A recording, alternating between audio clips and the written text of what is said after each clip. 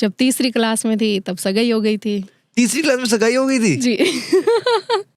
Engagement वो भी मेरे नाना जी ने मतलब पसंद करके आ गए कि नहीं, और मम्मी को बता दिया कि तेरी बेटी है बड़ी वाली, उसकी सगाई मैंने इनके साथ कर दी है। तो वो उधर मना भी नहीं कर सकते। मतलब बाल विवाह हुआ है आपका? बाल विवाह नहीं है, मेरे एंगेजमेंट जो बाल एंगेजमेंट है। वो हो गई थी। ओके, तो जब पता चला आपको सगाई हो गई फिर आपने कैसे रिएक्ट किया तीसरी क्लास में? आपने नहीं बोला पढ़ने तो दो पहले? नहीं, उस टाइम तो बहुत खुशी हुई थी क्योंकि वो नए नए गहने आए थे पहनने के लिए। अच्छा, ओके, वहां से हाँ, परिवार से वो कपड़े आए थे। हाँ, तो उस टाइम तो वो सही बच्चे है ये थे। तो, हाँ, हाँ। वो पहन के सबके सामने गए, अरे मैं इतनी मेरे ससुराल से आए। वो अलग ही फीलिंग थी उस टाइम। ओके, तो फिर जैसी 12th हुई शादी हो गई। कभी ऐसा लगता है आपको कि यार बहुत जल्दी हो गई यार, ऐसा नहीं इतना जल्दी होना चाहिए था? नहीं, ऐसा कुछ नहीं है। कुछ चीज़ें ऐसी होती है जो टाइम से हो जाए ना, बेटर है उसमें। आज के टाइम में मैं जब ये चीज़ें देखती हूँ ना, जैसे तलाक इतने बढ़ रहे हैं, और वो बढ़ किस में रहे हैं? जो ज़्यादा पढ़ी लिखी जनरेशन है उसी में। उसका रीज़न ये मुझे ये लगता है कि हम 30 साल की बेटी को अगर किसी के दूसरे घर में रहने के लिए भेजेंगे ना, तो अपने आप को वो एकदम से एडजस्टमेंट नहीं करेगी, क्योंकि हम उनको पास में रखकर इतनी फ्रीडम दे देते हैं, उनको इतनी आज़ादी दे देते हैं हर चीज़ के लिए, बोलने की, घूमने की, फिरने की। कभी ये नहीं सिखाते हैं कि किसी के साथ एडजस्टमेंट होता कैसे है। तो इतनी वो फ्रीडम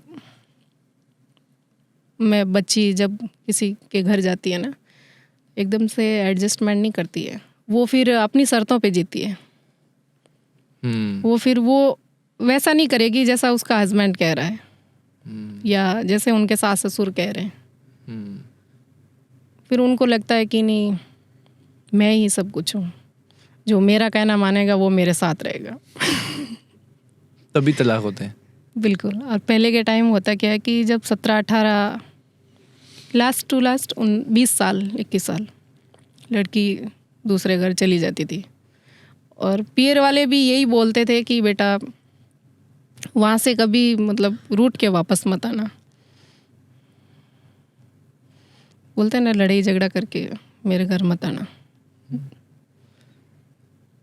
और कुछ चीज़ें कॉम्प्रोमाइज़ कर भी लेनी चाहिए अगर गृहस्थी चलानी है तो।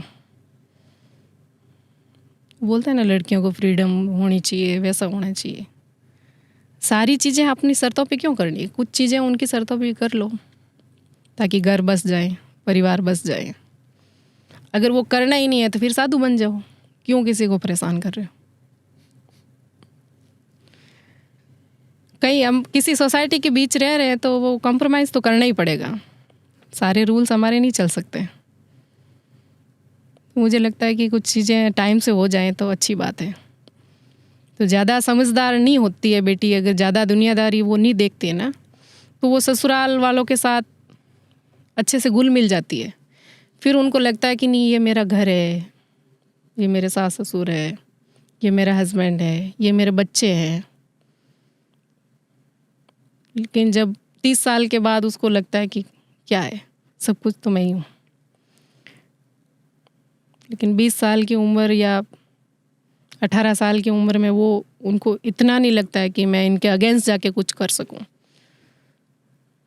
और 30 साल के होते होते उनकी पूरा परिवार सेट हो जाता है, तब तक बच्चे हो जाते हैं।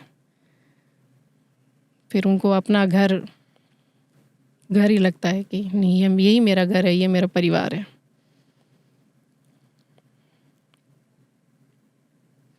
पढ़ाई तो आप बाद में भी कर सकते हैं ना, ज़रूरी थोड़ी है। और नहीं कर सकते हैं तो भी कोई बात नहीं। अगर आपका हस्बैंड आपकी जिम्मेदारी ले रहा है, आपको खुश रख रहा है, तो उसके अगेंस्ट जाके करना ही क्या है? क्यों बाहर जाना है?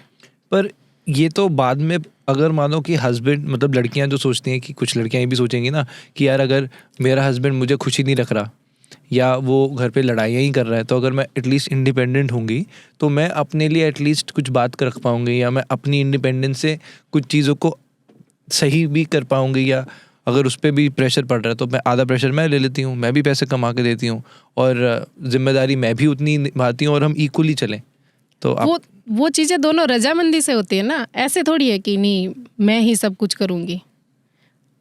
हस्बैंड अगर आप कोई काम कर रहे हैं तो सपोर्ट, मुझे नहीं लगता है कि ऐसा मतलब कोई होगा जो आपको सपोर्ट नहीं करना चाहेगा। अगर आपको में कुछ है, स्किल है, आप कुछ कर पा रही है, करते हैं ना दोनों की अगर खुशी से, दोनों की सहमति से अगर काम करें तो उसमें और भी अलग ही बात है। मुझे लगता है कि जिस टाइम मेरे जब जैसे 12th करते शादी होगी, उस टाइम मैं लड़ाई करके बैठ जाती ना कि नहीं मुझे तो वही बनना है और वही करना है, मुझे कॉलेज जाना है, मेरी अभी लाइफ ही क्या है, मैंने क्या ही देखा है, तो शायद लंबा नहीं चल पाते हम। पर क्या पता आप डॉक्टर बन जाते जो आपका सपना था। डॉक्टर नहीं बनी तो कुछ न कुछ तो बनी हूँ ना, क्या पता वो भगवान हमें कुछ और ही बनाना मंजूर है उनको, तो कई चीज़ें छोड़नी भी पड़ती है, कुछ पाने के लिए कुछ खोना पड़ता है ना। तो वैसे ही कुछ बनने के लिए कुछ सपने भी तो त्यागने पड़ते हैं। उस टाइम हो सकता है कि हमें बहुत बुरा लगे, हमें ऐसा लगे कि मेरी लाइफ ही बर्बाद हो रही है, या मैं कहाँ जा रही हूँ, मेरा फ्यूचर किधर जा रहा है। लेकिन एक टाइम के बाद वापस चीज़ें मिलती भी तो ना। उन चीज़ों को अगर नहीं छोड़ते हैं, उनको पकड़ के बैठ जाते हैं, तो फिर हम दूसरी चीज़ कैसे पकड़ पाएंगे। भगवान एक हाथ में हम कुछ ले रहे हैं और भगवान इतना दे रहा है कि हम दोनों हाथों में नहीं संभाल पा रहे हैं, तो उसको तो नीचे गिराना पड़ेगा ना जो हाथ में है उसको।